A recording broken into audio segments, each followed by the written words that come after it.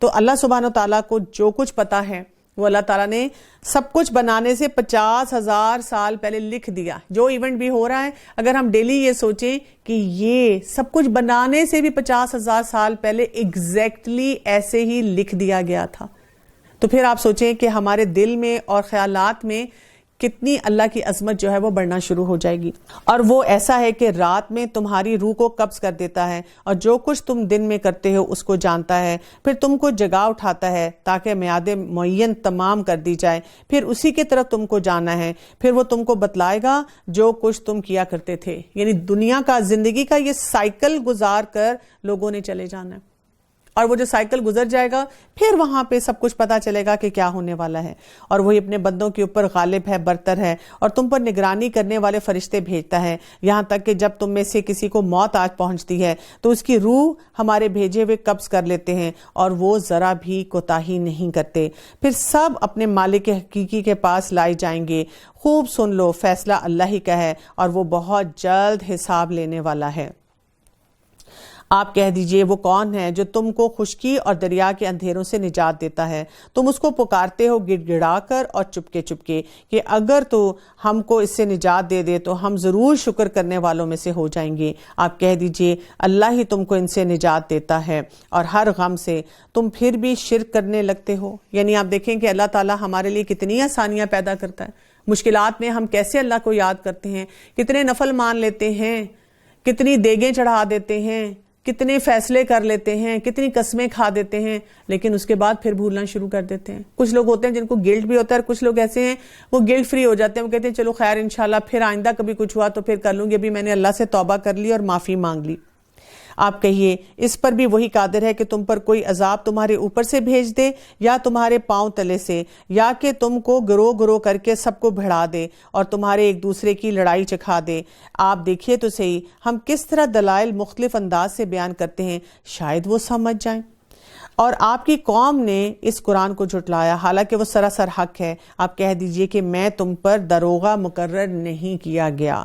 یہی جو بات ہے ہم سب کو یاد رکھنے کی ضرورت ہے کہ ہماری رسپانسبلٹی کیا ہے, بس پہنچا دینا. ہاں یہ بات یہاں پہ ضرور یاد رکھنی ہے کہ والدین کو اللہ تعالیٰ نے ایک ایڈیشنل ذمہ داری بھی دی ہوئی ہے, اور وہ ایڈیشنل ذمہ داری کیا ہے کہ انہوں نے اپنے بچوں کی تربیت بھی کرنی ہے, اور ان کو جہاں جہاں پہ روک ٹوک کی ضرورت ہے وہ بھی کرنی ہے. ہاں اس میں بھی اب ہم یہ دیکھیں گے کہ ہر بچے کے مزاج کے مطابق اپلیکیشن آئے گی. اسی طرح سے آپ دیکھیں کہ ایک دفتر میں بھی کوئی کام ہو رہا ہو تو ایک حد تک کوئی بھی اپنے جونیئر کو سمجھا سکتا ہے, بتا سکتا ہے, ایک آرڈر پاس کر سکتا ہے. لیکن اگر کوئی جونیئر نہ کرنا چاہے تو آپ کیا کر لیں گے, کہ آپ کے لیے کئی دفعہ بڑے مشکل معاملات ہو جاتے ہیں.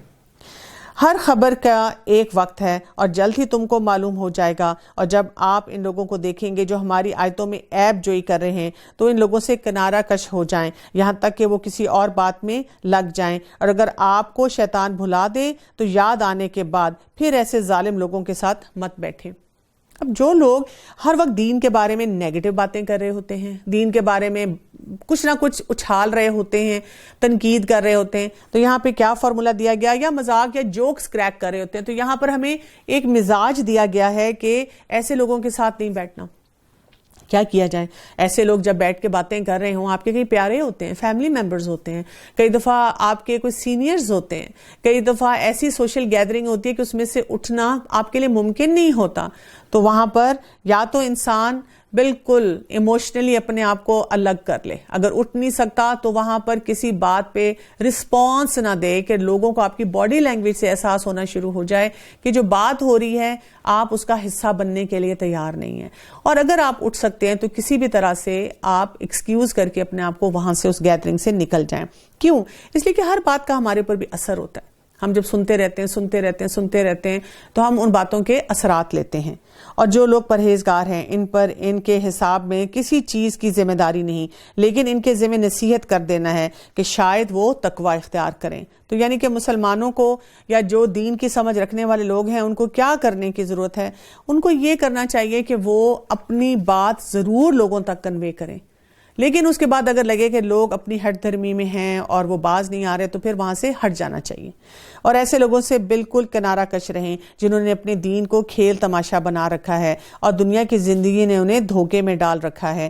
اور آپ اس قرآن کے ذریعے سے نصیحت بھی کرتے رہیں تاکہ کوئی شخص اپنے کردار کے سبب اس طرح نہ پھنس جائے کہ کوئی غیر اللہ اس کا نہ مددگار ہو اور نہ سفارشی، اور یہ کیفیت ہو کہ اگر دنیا بھر کا معاوضہ بھی دے ڈالے تب بھی اس سے نہ لیا جائے۔ یہ ایسے ہی ہیں کہ اپنے کردار کے سبب پھنس گئے، اور ان کے لیے نہایت تیز گرم پانی پینے کے لیے ہوگا اور دردناک سزا ہوگی ان کے اس کفر کے سبب۔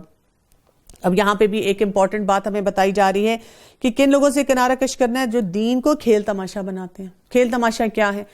ہنسی مذاق، بال تھروئنگ نہیں ہوتی، ایک بات بولی پھر دوسرا جملہ بولا، پھر ایک حکم کو اٹھایا اور کہا یہ کیوں حکم اس میں ہے، کبھی کچھ کہا، کبھی کسی پرسنالٹی کی بات کی، کبھی لوگوں کے دل میں شک و شبہات ڈالنے شروع کر دیے، کبھی اور ڈائریکشن میں جو ہے لوگوں کو لے گئے کہ جو سوچ ہے نہیں اس کو جو ہے بار بار سامنے لانا شروع کر دیا۔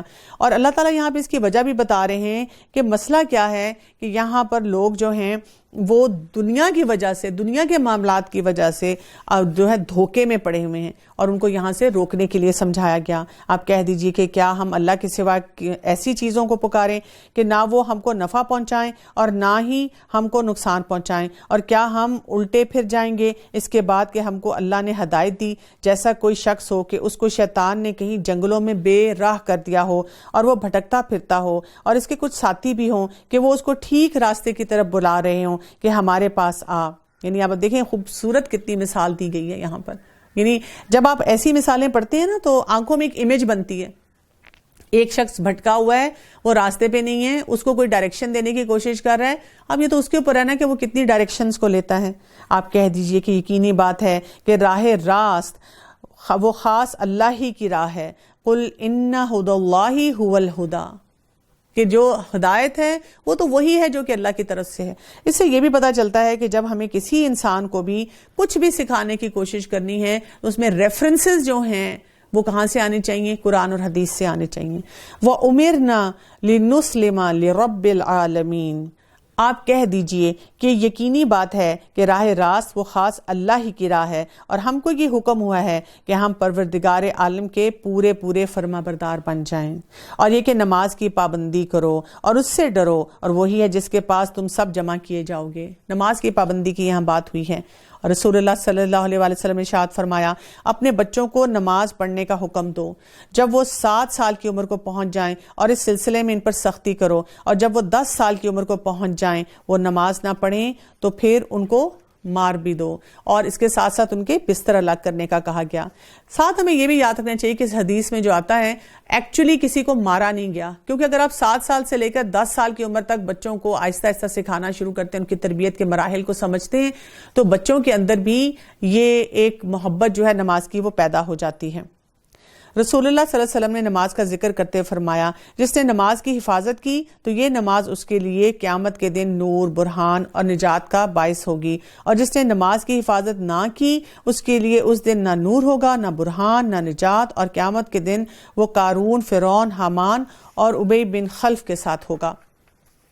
اور وہی ہے جس نے آسمان اور زمین کو بافائدہ پیدا کیا، اور جس وقت اللہ اتنا کہہ دے گا تو ہو جا، بس وہ ہو پڑے گا، اور اس کی بات سچی ہے، اور ساری حکومت خاص اسی کی ہوگی جبکہ سور میں پھونک مار دی جائے گی، اور وہ جاننے والا ہے پوشیدہ چیزوں کا اور ظاہر چیزوں کا، اور وہی ہے بڑی حکمت والا اور پوری خبر رکھنے والا۔ اور وہ وقت بھی یاد کرنے کے قابل ہے جب ابراہیم نے اپنے باپ آزر سے کہا۔ بہت ہی خوبصورت یہاں پہ واقعہ آ رہا ہے، اور یہ واقعہ ہمیں یہی بات بتا رہا ہے، کیونکہ جب ہم اکثر اوقات ایسی آیات پڑھتے ہیں جو ہمیں بتاتی ہیں کہ کائنات کو دیکھو، کائنات سے رب کو پہچانو، تو لوگوں کا ایک بڑا کامن سا کویسچن ہوتا ہے جو اکثر اوقات لوگ اٹھاتے بھی ہیں۔ وہ کہتے ہیں دیکھیں نا ہم تو مسلمان پیدا ہوئے، یا یہ کہ ہمیں تو قرآن ملا، یا ہمیں ایسے اسکالرز ملے، ہمارے ارد گرد ایسا ماحول ملا جس کی وجہ سے ہمیں اللہ کی معرفت میں آسانی ہوئی۔ What about those people جو کسی جنگل میں رہ رہے ہیں، ایسی کمیونٹی میں رہ رہے ہیں جہاں پہ کوئی مسلمان نہیں، جہاں پہ قرآن نہیں، جہاں لوگوں کو پتہ نہیں چل رہا؟ ویسے تو میں سمجھتی ہوں کہ آج کے دور میں اللہ تعالیٰ نے ہمارے پر بڑا کرم کیا ہے کہ انٹرنیٹ کی وجہ سے جہاں بہت سی خرابیاں آئی ہیں، اسی کی وجہ سے ہر شخص کو دنیا میں اسلام کا پیغام پہنچ چکا ہے۔ کتنے ہی لوگوں نے دنیا میں اس وجہ سے اسلام کو پڑھنا شروع کیا کہ جب یہ لیبل سنیں کہ اسلام از اے ریلیجن آف ٹیررزم، تو انہوں نے ٹیررزم کو پڑھا، وہاں سے مسلمانوں کو پڑھا، وہاں سے مسلمانوں کے مذہب کو دیکھنا شروع کیا، اور وہیں سے انہوں نے قرآن کو پڑھا، اور اس کے بعد ان کو حقیقت سمجھ آ گئی اور انہوں نے پھر دین کو اپنانا شروع کر دیا۔ تو بات تو یہ ہے کہ ہم سمجھ جائیں، لیکن یہاں پر پھر بھی یہ واقعہ دیا گیا کہ جس انسان کی فطرت میں کھرا پن ہوتا ہے نا، جو اپنی فطرت کے مطابق رہتا ہے نا، اس کے لیے اللہ کی معرفت حاصل کرنا کوئی مشکل کام نہیں ہوتا۔ تو یہاں پہ کیا بتایا جا رہا ہے کہ ابراہیم علیہ السلام نے اپنے والد آزر سے فرمایا ہے کہ کیا تم بتوں کو معبود قرار دیتا ہے؟ بے شک میں تجھ کو اور تیری ساری قوم کو سری گمراہی میں دیکھتا ہوں۔ انی اراکا و قومکا فی ضلال مبین۔ کیا تھا؟ والد جو تھے وہ صرف بت پرستی ہی نہیں کرتے تھے بلکہ اس کے ساتھ ساتھ بتوں کو بناتے بھی تھے، اور ہم نے اسی طرح ابراہیم کو آسمان اور زمین کی مخلوقات دکھائیں تاکہ وہ کامل یقین کرنے والوں میں سے ہو جائیں۔ یعنی وہ کائنات کے نشانیوں پر غور و فکر کیا کرتے تھے، آن لائن گیمز اور انٹرنیٹ میں اپنے سوشل میڈیا اکاؤنٹس نہیں بناتے تھے۔ اور پھر جب رات کی تاریکی ان پر چھا گئی تو انہوں نے ایک ستارہ دیکھا اور آپ نے فرمایا یہ میرا رب ہے، ھذا ربی۔ یعنی انسان کے فطرت میں کیا چیز ہے؟ وہ اپنے رب کی تلاش میں ہوتا ہے، اور جس بھی چیز کو وہ سمجھتا ہے کہ یہ مجھ سے زیادہ طاقتور ہے، اسی کی طرف بڑھتا ہے، سوچتا ہے یہ ضرور جو ہے میرے تمام مسئلے حل کرے گا، اور اسی کو میں نے اپنی زندگی میں خدا بنا لینا ہے۔ مگر جب وہ غروب ہو گیا تو آپ نے کہا میں غروب ہو جانے والوں سے محبت نہیں رکھتا۔ اب کیا ہوا کہ جب ان کو یہ سمجھ آ گئی کہ اس کی حقیقت میں تو وہ کمی ہے، کمزوری ہے، تو انہوں نے کہا یہ رب نہیں ہو سکتا۔ پھر جب چاند کو چمکتا ہوا دیکھا تو فرمایا یہ میرا رب ہے، ھذا ربی۔ اب اس سے اٹریکٹ ہوئے، لیکن جب وہ غروب ہو گیا تو آپ نے فرمایا اگر مجھ کو میرے رب نے ہدایت نہ کی تو میں گمراہ ہونے والے لوگوں میں سے ہو جاؤں گا۔ انہوں نے کہا یہ بھی رب نہیں ہو سکتا۔ اب وہ اللہ تعالیٰ سے مانگ رہے ہیں۔ پھر جب آفتاب کو چمکتا ہوا دیکھا تو فرمایا یہ میرا رب ہے، ھذا ربی ھذا اکبر۔ اب ذرا زیادہ امپریس ہو گئے کہ یہ میرا رب ہے، یہ تو سب سے بڑا ہے۔ پھر جب وہ بھی غروب ہو گیا تو آپ نے فرمایا اے میری قوم، بے شک میں تمہارے شرک سے بیزار ہوں، کیونکہ انہوں نے اپنی قوم کو یہ سب کام کرتے دیکھا، تو اسی لیے کہا قال یا قومی انی بریء مما تشرکون، کہ میں اپنے آپ کو بری و ذمہ کرتا ہوں اس چیز سے۔ اور پھر ساتھ ہی یہ کیا کہا، میں اپنا رخ اس کی طرف کرتا ہوں جس نے آسمان اور زمین کو پیدا کیا یکسو ہو کر، اور میں شرک کرنے والوں میں سے نہیں ہوں گا۔ تو یہاں سے کیا پتا چلتا ہے؟ پہلے تو انہوں نے لاجیکل کویسچننگ کی اپنے آپ سے، انہوں نے کائنات پہ غور و فکر کرنا شروع کیا، اس کے ساتھ ساتھ انہوں نے باہر کی پریکٹسز کو دیکھا، اور انہوں نے سوچا کہ جو فلاز مجھے نظر آ رہے ہیں، جن سے میں امپریس ہو رہا تھا، یہ رب ہونے کی نشانی نہیں ہے، کیونکہ رب کون ہے؟ جو پرفیکٹ ہے۔ تو وہ پرفیکشن ہمیں جب دنیا میں کہیں نظر آ ہی نہیں سکتی تو آٹومیٹیکلی ہمیں پتا چلتا ہے کہ ہمارا رب کون ہے۔ اور انہوں نے شرک سے بیزاری جو ہے وہ کی، اور پھر ان کے اندر جو کوالٹی تھی وہ کیا تھا؟ حنیف، یکسو، فوکس ہو گئے۔ یہ نہیں ہے کہ ادھر سے ملٹی ٹاسک کر رہے ہیں، ساتھ ساتھ گیم چل رہی ہے، ساتھ ساتھ سوشل میڈیا پہ اپڈیٹس چل رہے ہیں، ساتھ ساتھ اچھا نماز بھی جلدی سے پڑھ لیں گے 2 منٹ لگا کر، اور ساتھ ساتھ اچھا اب امی آ گئی یا گھر والے کہہ رہے ہیں تو ہم تھوڑا سا قرآن بھی پڑھ لیں گے۔ ایسے نہیں ہے، یکسو ہو کر، فوکسڈ ہو کر انہوں نے سوچا میری زندگی کا مقصد کیا ہے، مجھے اپنی زندگی کیسے گزارنی ہے، اور اس زندگی میں رہتے ہوئے جو کچھ آ رہا ہے وہاں پہ اللہ کی عبادت کیسے کرنی ہے۔ اور ان سے ان کی قوم جھگڑا کرنے لگی۔ آپ نے فرمایا کیا تم اللہ کے معاملے میں مجھ سے جھگڑا کرتے ہو، حالانکہ اس نے مجھ کو طریقہ بتلا دیا ہے، اور میں ان چیزوں سے جن کو تم اللہ کے ساتھ شریک بناتے ہو نہیں ڈرتا۔ ہاں اگر میرا پروردگار ہی کوئی امر چاہے، میرا پروردگار ہر چیز کو اپنے علم میں گھیرے ہوئے ہے، کیا تم پھر بھی خیال نہیں کرتے؟ اب آٹومیٹیکلی کیا ہوتا ہے، جب انسان فطرت سے اللہ تعالیٰ کی معرفت حاصل کر لیتا ہے، لاجک سے بھی کر لیتا ہے، اب وہ دین پر آنا شروع ہو جاتا ہے تو باہر سے جو بہت ایکسٹرنل فورسز ہیں وہ اس کے خلاف ہونا شروع ہو جاتی ہیں۔ اب وہ اس کو سمجھانے کے لیے آگے، اور میں ان چیزوں سے کیسے ڈروں جن کو تم نے شریک بنایا، حالانکہ تم اس بات سے نہیں ڈرتے کہ تم نے اللہ کے ساتھ ایسی چیزوں کو شریک ٹھہرایا ہے جس پر اللہ نے کوئی دلیل نازل نہیں کی۔ سو ان 2 جماعتوں میں سے امن کا زیادہ مستحق کون ہے اگر تم خبر رکھتے ہو؟ الذین آمنوا ولم یلبسوا ایمانہم بظلم اولئک لہم الامن وہم مہتدون، اور جو لوگ ایمان لائے اور اپنے ایمان کو شرک کے ساتھ آلودہ نہیں کیا، انہی کے لیے امن ہے اور وہی راہ راست پر چل رہے ہیں۔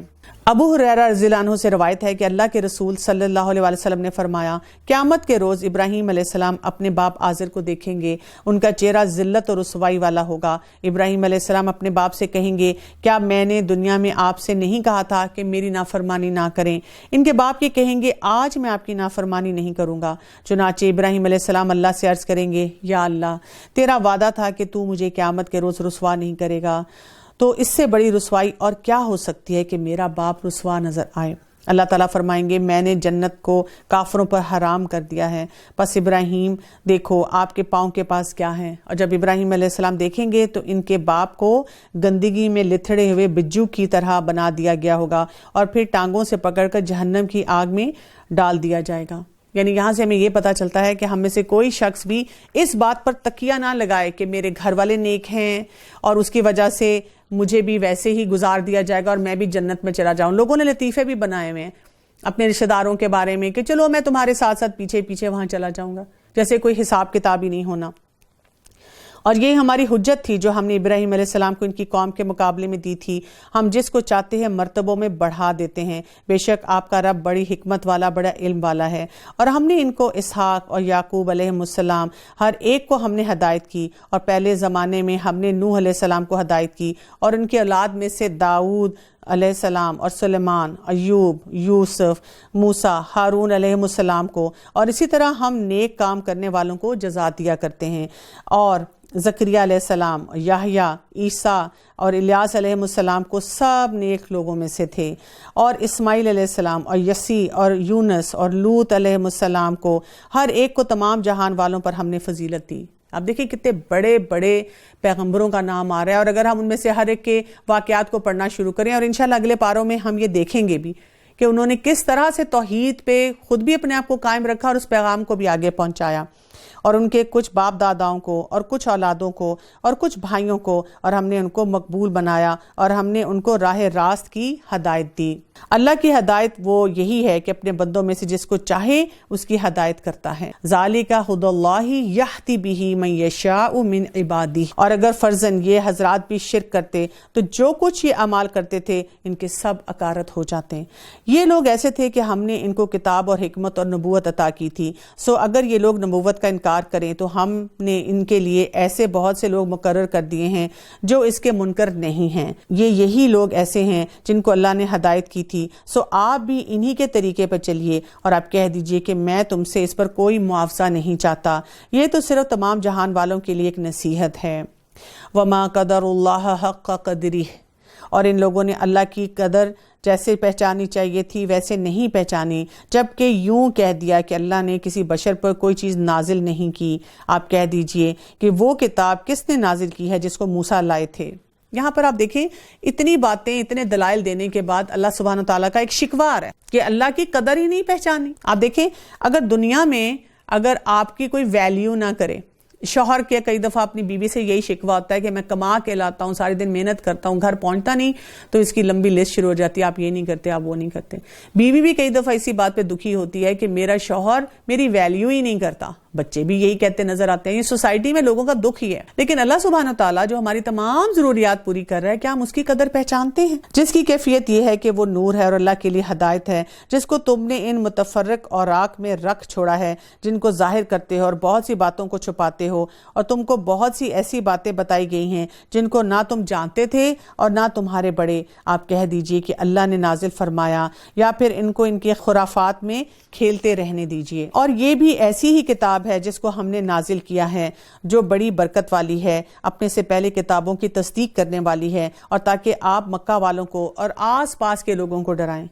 یعنی کہ مکہ جو ہے زمین کا سینٹرل پوائنٹ ہے، اور آس پاس کا مطلب ہے تقریباً ساری دنیا اس میں شامل ہو جاتی ہے، اور جو لوگ آخرت کا یقین رکھتے ہیں ایسے لوگ اس پر ایمان لے آتے ہیں اور اپنی نمازوں کی بھی حفاظت اور پابندی کرتے ہیں۔ اور اس شخص سے زیادہ کون ظالم ہوگا جو اللہ پر جھوٹی تہمت لگائے یا یوں کہے کہ مجھ پر وحی آتی ہے، حالانکہ اس کے پاس کسی بات کی بھی وحی نہیں آئی۔ اور جو شخص یوں کہے کہ جیسا کلام اللہ نے نازل کیا ہے اسی طرح کا میں بھی لاتا ہوں۔ اور اگر آپ اس وقت دیکھیں جبکہ یہ ظالم لوگ موت کی سختیوں پستیوں میں ہوں گے اور فرشتے اپنے ہاتھ بڑھا رہے ہوں گے کہ ہاں اپنی جانیں نکال لو، آج تم کو ذلت کی سزا دی جائے گی اس سبب سے کہ تم اللہ کے ذمے جھوٹی باتیں لگاتے تھے اور تم اللہ کی آیات سے تکبر کرتے تھے، اور تم ہمارے پاس تنہا تنہا آ گئے جس طرح ہم نے اول بار تم کو پیدا کیا تھا، اور جو کچھ ہم نے تم کو دیا تھا اس کو اپنے پیچھے ہی چھوڑ آئے، اور ہم تو تمہارے ہمراہ تمہارے ان شفاعت کرنے والوں کو نہیں دیکھتے جن کی نسبت تم دعویٰ رکھتے تھے اور وہ تمہارے معاملے میں شریک ہیں۔ واقعی تمہارا آپس میں تعلق تو قطع ہو گیا اور وہ تمہارا دعویٰ سب تم سے گیا گزرا ہو۔